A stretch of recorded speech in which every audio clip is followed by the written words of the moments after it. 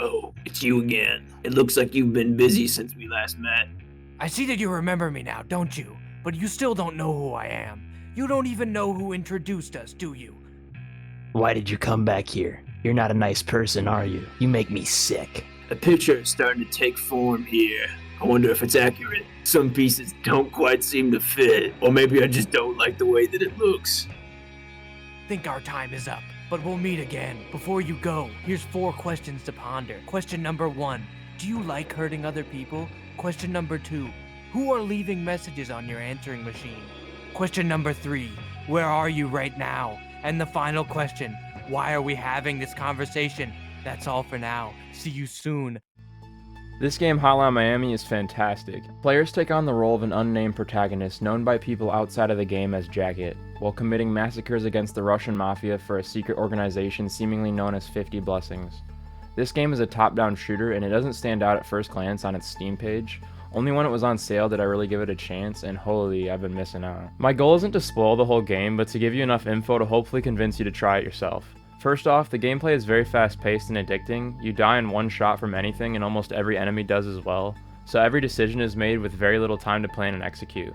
Dying is something that happens frequently, allowing you to slowly master every level as you memorize where every enemy is and the best way to take them out. To switch up the gameplay, you can unlock new weapons as well as new masks, which give different powers like making your punches kill or giving you more max ammo. This is not necessarily an easy game, but it is rewarding to get better at.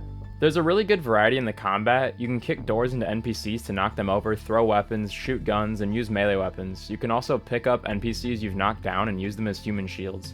Choose either playing slow and stealthy or going guns blazing, both styles I enjoy. At the end of a level, you get a score based on these 6 categories combined, which determines your letter rank and how much closer you are to unlocking the next mask and weapon. Each level progresses the main story in a meaningful way with little lore bits in the form of dialogue like the phone calls that tell you where to go for your next murder spree.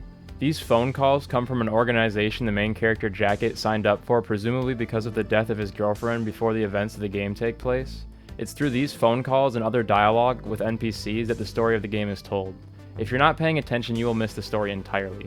This is honestly a very effective way to create a story that can be interpreted in a few ways.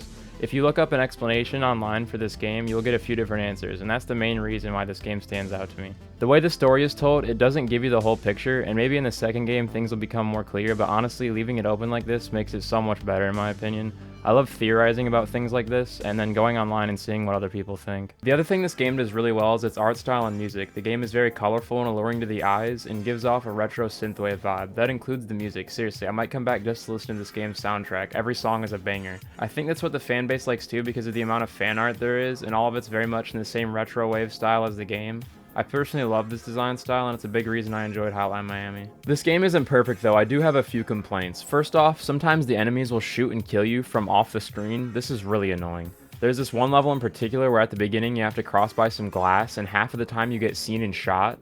Maybe I'm stupid and there's a better way to go about this level, but seriously, this made me really mad. Also, when you kill a bunch of NPCs all in the same area, it's hard to pick up the weapon you want without having to cycle through a few weapons and throw them out to get to the one you want.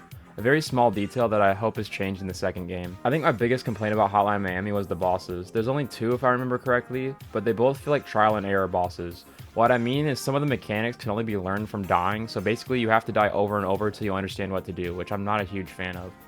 However, boss fights are such a small aspect of this game, it's not going to affect whether or not you like the game as a whole. Funny enough, for a while I was planning on complaining about the aiming in this game because I had no idea you could lock onto targets, but once I figured that out, the game felt much better to play. There really isn't a whole lot to criticize about this game. I think it does exactly what it sets out to do, and I can't wait to play the second game. In general, my favorite part about Hotline Miami is the immaculate vibe it sets. The whole game and all of its aspects work so well together, it reminds me of how Doom feels, and not that they aren't 2 different genres, but they both have gameplay elements that feel like they were made for each other. When the rock music kicks up in Doom and the demons are all around you, it feels like the perfect game. Hotline Miami accomplishes the same thing, where even just walking to the music feels awesome to do. Nothing feels out of place, the game doesn't overstay its welcome. I beat it in under 5 hours, I think. If anything, it leaves you wanting more. I think I'll probably replay it before I go to the second game. And I'm definitely adding some of that music to my playlist. Seriously, the soundtrack is up there with Dusk, and that's not an easy thing to accomplish. The way this game feels is something the AAA game industry desperately needs right now. More developers like this. Anyways, you should check the game out. That's it for me. Listen.